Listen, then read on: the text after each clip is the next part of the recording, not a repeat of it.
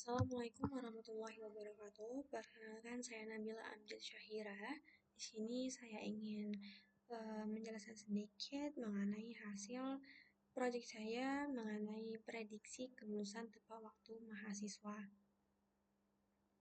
Jadi langsung saja, di sini saya menggunakan data untuk datasetnya dari Kaggle. Ini totalnya 300 data. Ini sudah lengkap dengan kolom NIM, nama, IPK, MK gagal, SKS lulus, status skripsi, jumlah bimbingan, dan label targetnya. Lulus tepat waktu dan tidak tepat waktu. Kita langsung saja.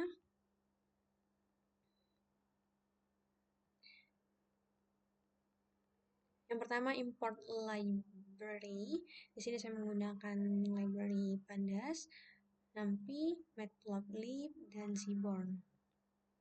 Untuk business understanding-nya, ini mengidentifikasi masalah yang ingin saya selesaikan, yaitu banyak mahasiswa yang lulus tidak tepat waktu. Setelah itu, saya menentukan tujuan proyeknya, target prediksi di sini, dan siapa yang akan menggunakan sistem. Kita lanjut ke data understanding.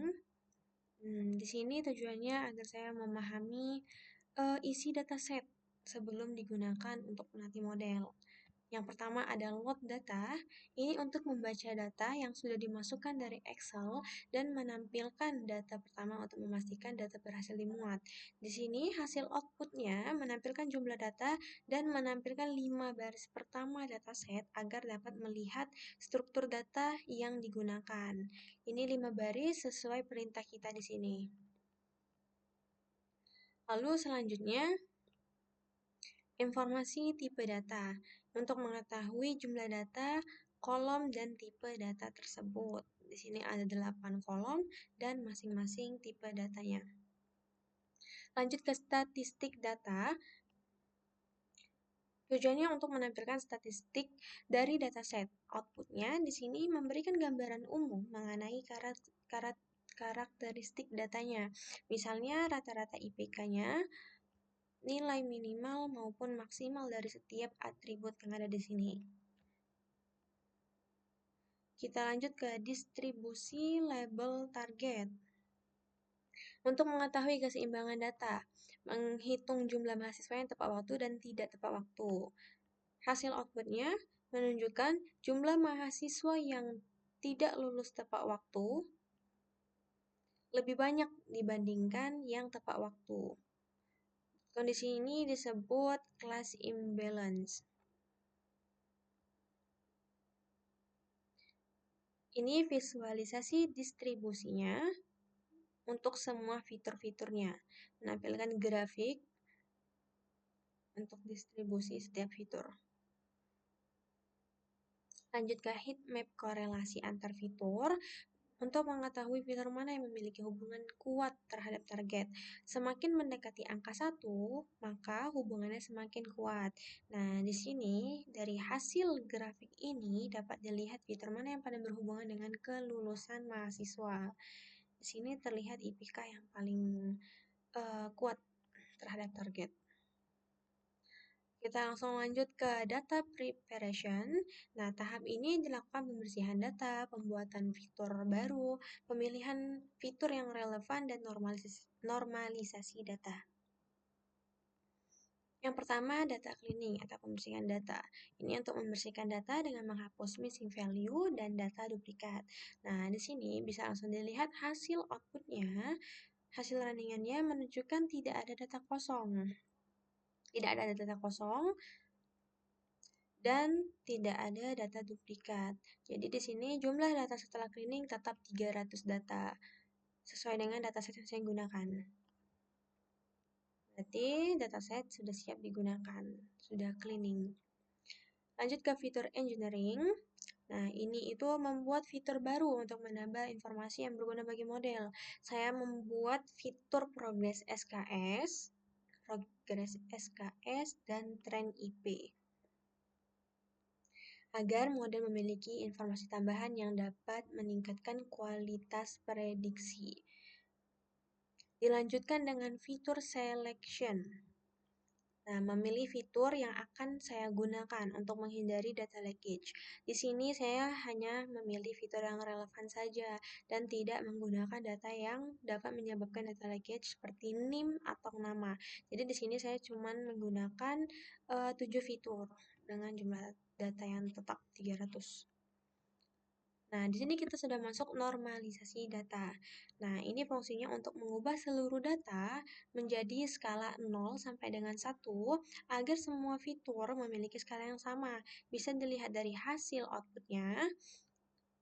Normalisasi membuat semua fitur berada pada skala yang sama, sehingga proses pembelajaran modelnya itu menjadi lebih optimal. Masuk ke tahap modeling. Nah, saya di sini menggunakan algoritma random forest untuk melakukan prediksi kelulusan mahasiswa. Datanya dibagi menjadi 80% training dan 20% testing.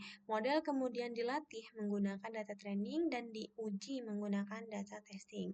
Tujuannya agar model dapat mempelajari pola dari data mahasiswa dan mampu memprediksi apakah mahasiswa akan lulus tepat waktu atau tidak. Nah, dapat dilihat di sini bagian datasetnya. Di sini hasilnya sebanyak 240 data akan digunakan untuk melatih model dan 60 datanya digunakan untuk menguji performa model. Lanjut ke sel training model random forest. Ini untuk melatih model menggunakan algoritma random forest agar model mempelajari pola dari data mahasiswa. Hasilnya, model berhasil dilatih menggunakan 100 decision tree sehingga dapat mempelajari pola kelulusan mahasiswa.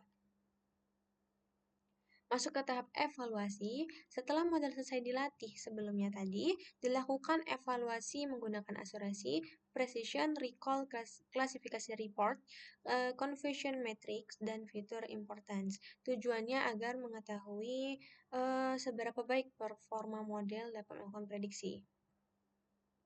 Nah, evaluasinya bisa langsung dilihat dari hasil runningannya. Model mendapatkan 88,33%, precision-nya 1,000, yang berarti prediksi positif yang diberikan model sangat tepat. Namun, recall-nya masih rendah, yaitu sekitar 22%, sehingga masih ada beberapa mahasiswa yang sebenarnya lulus tepat waktu, tetapi belum berhasil dikenali oleh model. Kenapa recall-nya rendah? Karena datasetnya itu tadi sudah dijelaskan sebelumnya mengalami class imbalance. Jumlah mahasiswa yang tidak tepat waktu jauh lebih banyak dibandingkan yang tepat waktu, sehingga model lebih sulit mengenali kelas yang jumlahnya sedikit. Lalu confusion matrix. Fungsinya untuk melihat jumlah prediksi yang benar dan salah. Nah, hasil runningannya muncul grafik confusion matrix. Ini menunjukkan berapa banyak data yang berhasil diprediksi dengan benar dan berapa banyak yang salah klasifikasi. Langsung ke fitur importance untuk mengetahui fitur apa yang paling berpengaruh. Muncul grafik batang untuk hasilnya. Nah, bisa dilihat dari grafik fitur ini apa yang paling mempengaruhi prediksi model ini. Sudah jelas ini IPK, lalu diikuti dengan MK gagal, jumlah bimbingan, dan sebagainya. Nah, kita masuk ke deployment-nya. Simulasi mahasiswa baru. Nah, di sini menguji model menggunakan data mahasiswa untuk melihat apakah model bisa digunakan pada kondisi yang nyata. Model berhasil memberikan prediksi terhadap data mahasiswa baru berdasarkan data akademik yang dimasukkan. Jadi di sini baru dites menggunakan dataset yang ada di dataset yang diinput di sini. Nah, ini daftar mahasiswa yang beresiko.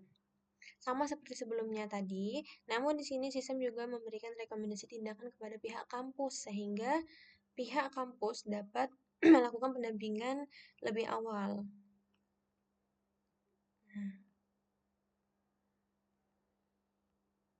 Lalu di sini saya sudah membuat juga tampilan UI-nya menggunakan HTML, CSS, dan JavaScript.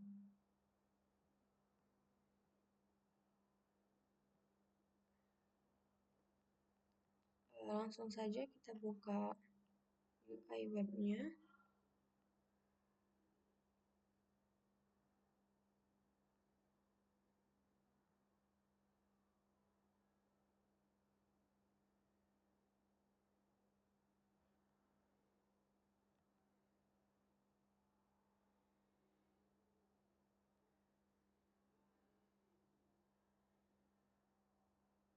Nah, di sini ada beberapa fitur.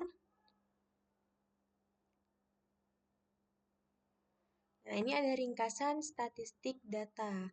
Ada total mahasiswa data yang dataset aktif yang digunakan tadi ada 300 dataset.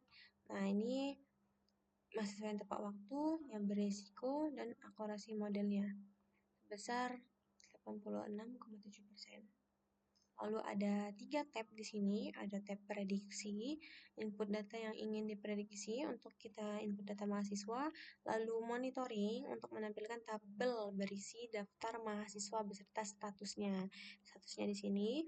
Jadi setiap kali kita melakukan prediksi di tab prediksi tadi, kita input mahasiswa, hasilnya otomatis masuk ke tabel monitoring ini. Lalu ada tab evaluasi menampilkan informasi teknis tentang model, tentang performa model, fitur importance, dan confusion matrix. Kita langsung coba saja. Nah, ini masih dataset data mahasiswa di dataset. Nah, di dalam sini. Nah, untuk kali ini kita akan mencoba data real dari mahasiswa semester 6 di Prodi Sistem Informasi. Jadi di sini sudah ada, nah saya sudah ada data real mahasiswa semester 6, beberapa saja. Jadi di sini kita akan mencoba yang pertama.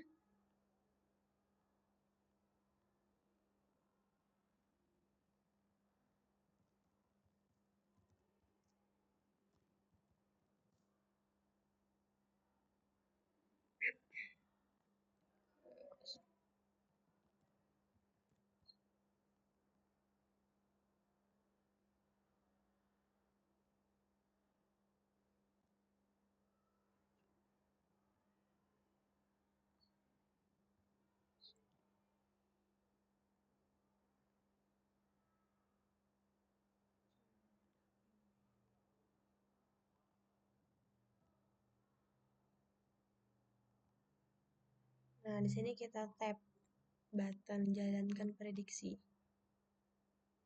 Di bawahnya langsung muncul prediksinya.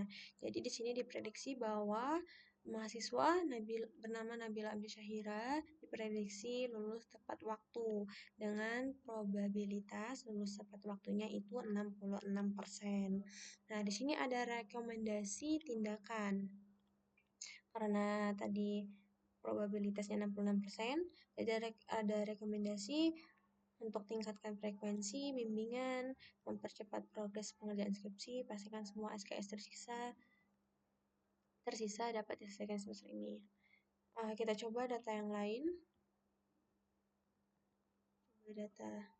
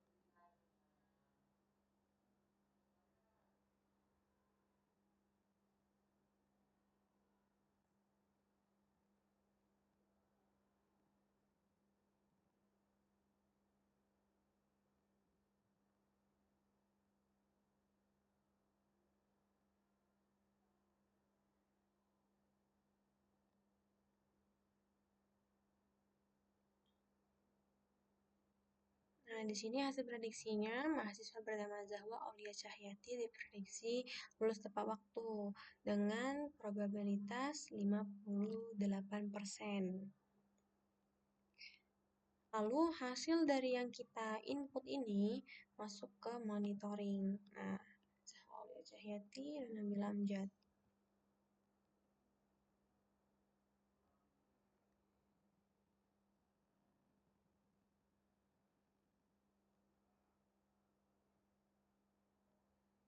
Kita coba lagi.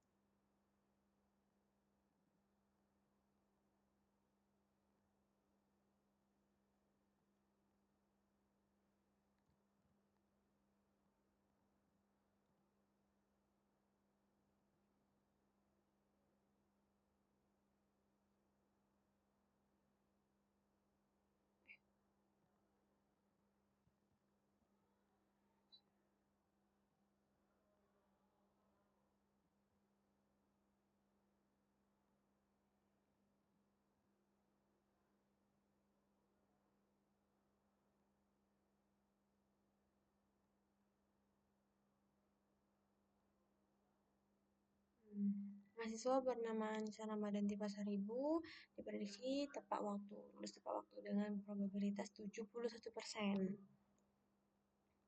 Sini perbedaannya mungkin di rekomendasi tindakannya. Jadi dari beberapa yang saya coba dari data real mahasiswa semester 6 Prodi Sistem Informasi ini prediksinya tepat waktu. Belum ketemu yang resiko tidak tepat waktu. Nah, jadi riwayat pencarian inputnya masuk ke sini. Misalnya nanti 1000.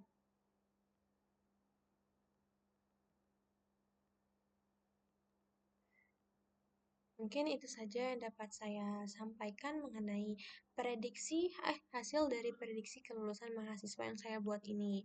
Lebih kurangnya saya mohon maaf. Assalamualaikum warahmatullahi wabarakatuh.